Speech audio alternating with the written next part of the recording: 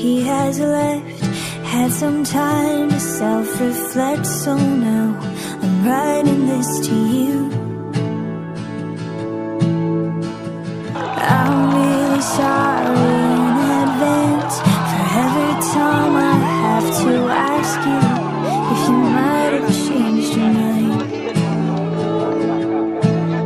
And baby, does it make me crazy thinking about you every day, wishing you'd appear.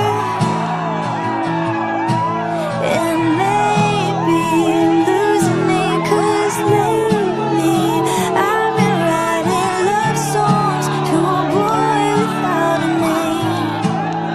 So here's to someday.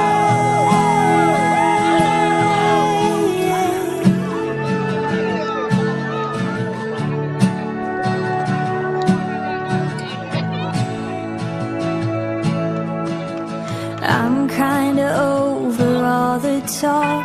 Miss Independent never worked for me.